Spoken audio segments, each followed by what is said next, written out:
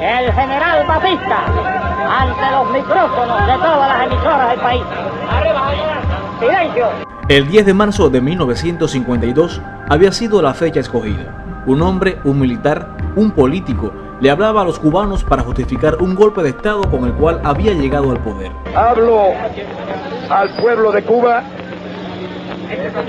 desde la ciudad militar, esta vez, en donde he tenido que regresar, forzado por las circunstancias y llevado por mi amor al pueblo, para reanudar una nueva gestión de paz.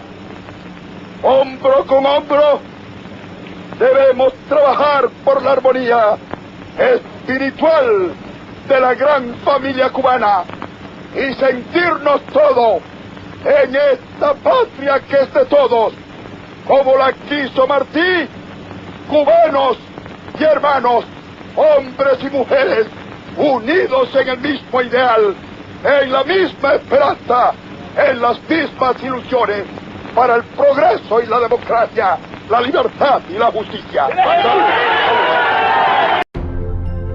Pretendía así hacer creer que su nueva gestión gubernamental daría a Cuba armonía y progreso. Pero ¿quién fue realmente este hombre? ¿Por qué a la vuelta de tantos años los cubanos recuerdan sus palabras con indignación y desprecio? Te veo yo estoy sentado aquí, cuando Batista no podía estar sentado aquí. ¿Por qué? Porque venía el zinc. ¿Sabes qué cosa era el zinc? El zinc era el que cogía, lo montaban en el patrullero, lo llevaban para la estación de policía, no sabía si salía o no, porque decía, no, este es el movimiento 26 de julio, ¿me entiendes? Y si era negro, yo no podía estar sentado aquí. Había mucho racismo, ¿verdad? Que no podía entrar al cine. Mi padre, que padre de cáncer, fue a una barbería y dijo, no te puedo operar, porque este es para bacán. Eso duele. Bueno, la opinión de un asesino, por ejemplo, en todas las cosas que sucedían en las estaciones de policía, que le sacaban las uñas, le sacaban los ojos, maltratándolo, humillándolo inclusive.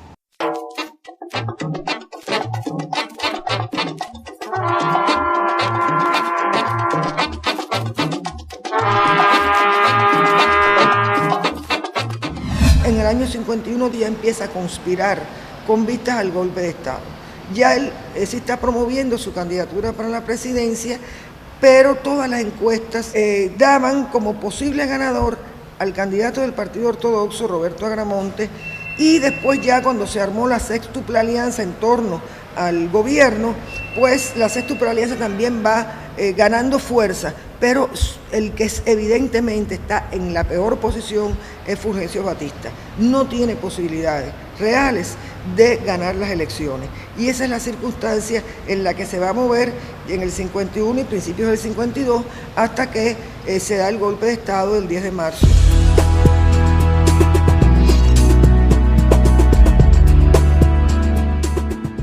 En los años 40 y 50 hay un gran debate en Cuba por la situación económica que existía en el país.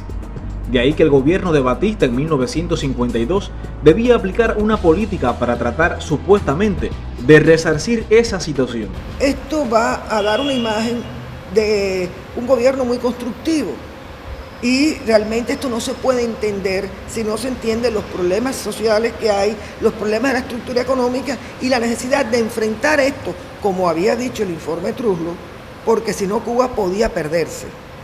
Y lo decía el informe Truslow, podía perderse para el sistema. Entonces, por tanto, hay que estructurar esta política, que también retorna a la restricción azucarera. Por tanto, menos producción azucarera, menos días de zafra, menos empleo, menos salario. El golpe entonces del 1952 agrava toda la situación social. Las clases desamparadas, para poder acceder al empleo, no le quedaba más remedio que aceptar las condiciones que fueran, las que les pactaran. Lo importante era obtener algún medio de ingreso, una situación desesperada. Y es que lo que Batista había pensado que sería todo un éxito, trajo como consecuencia un gran endeudamiento para el país. Realmente la deuda pública crece a niveles extraordinarios en todo este periodo, y ya cuando llegamos al año 57 está en niveles que son muy preocupantes. Las cifras de desempleados serían alarmantes. más de 600.000 personas estarían en esta condición, lo que significaba un 24%, o lo que es lo mismo, un tercio de la población económicamente activa del país. Estamos hablando, y este es el primer elemento que hay que fijar, de un régimen capitalista de producción, donde la clase que está en el poder no es precisamente el proletariado, con un gobierno dictatorial que no tenía ningún interés, por supuesto, ni en que existieran programas de empleo, ni en que no se concebía una política, la existencia de una política de empleo. Por aquel entonces, los medios de comunicación solo transmitían al mundo imágenes que resaltaban la vida citadina, los grandes casinos de juegos, las casonas, los autos de lujo y las fiestas de la alta burguesía. Pero otra sería la situación del campo. Unos 300.000 niños eran explotados mediante el trabajo infantil en labores extremadamente peligrosas, como era el corte de caña. Pero no estaban allí por gusto, estaban porque sus padres no tenían empleo, no tenían condiciones para darle alimentos. Si no hacían estas cosas, toda la familia podía morir de hambre.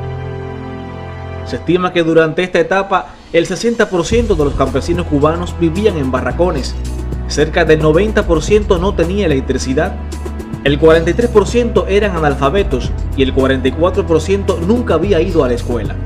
A esto se unía el aumento de la corrupción, la prostitución, la discriminación racial y de género, la inseguridad social y la falta de asistencia médica. Además, se reprimió la libertad de prensa y de reunión y se cerraron universidades.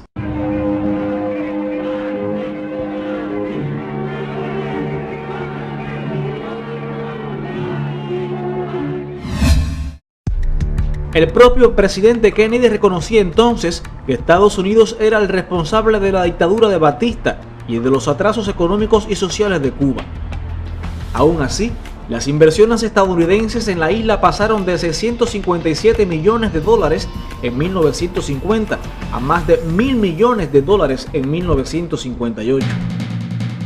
Esta etapa se considera también como la más cruel y sanguinaria, al imponerse el asesinato, la persecución y las torturas como métodos usuales para reprimir al movimiento revolucionario. En ese sentido, Fulgencio Batista formó el más grande aparato militar y represivo conocido en la historia de Cuba.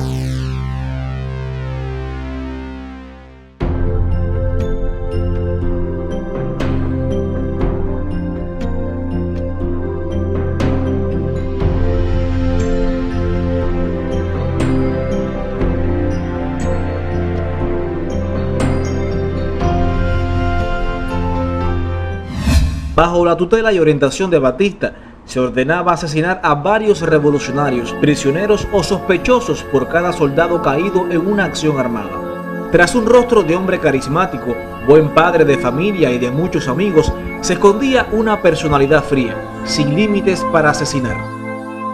Si había inestabilidad en el empleo, si no había garantizada una seguridad, qué incertidumbre, qué angustia no había en la población, cómo no se iban a sentar las bases de que se unieran las masas populares para enfrentar esto y que saliera una vanguardia que lo hiciera. El hecho más connotado va a ser el grupo llamado Movimiento que encabeza Fidel Castro, que va a producir los sucesos del 26 de julio del año 53 con el asalto al Moncada, al cuartel Moncada de Santiago de Cuba y el cuartel Céspedes en Bayamo.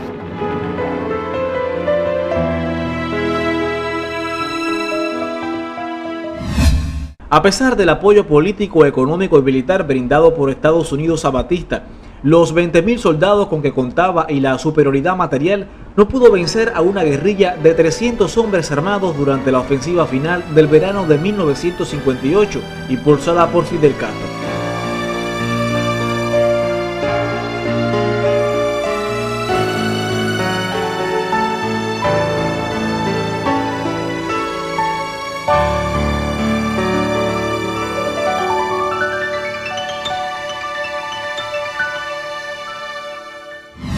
Lleva ya en un momento de crisis definitiva a que el 17 de diciembre el embajador norteamericano tenga que visitar a Batista para decirle le retiramos el apoyo. Y cuando Batista pregunta, al ver que ya es definitivo, ¿puedo irme para Daytona Beach?, le dicen ya no. No obstante, Batista y su camarilla logran escapar de Cuba con varios millones de pesos provenientes del Tesoro del Estado. Se calcula su fortuna personal en el año 58 en 300 millones, además de las múltiples propiedades de bienes inmuebles que tiene en todo este periodo. Concluía así esta etapa de dictadura sangrienta y dolorosa para el pueblo cubano, alejada de la democracia, la paz, la justicia, la armonía y el progreso, enarbolados en aquel discurso de marzo de 1952. Con casas de apartamentos y echar al pueblo a sufrir y seguir de modo cruel contra el pueblo conspirando para seguirlo explotando, y en eso llegó Fidel. Y se acabó la diversión, llegó el comandante y mandó a parar. Y se acabó la diversión, llegó el comandante y mandó a parar.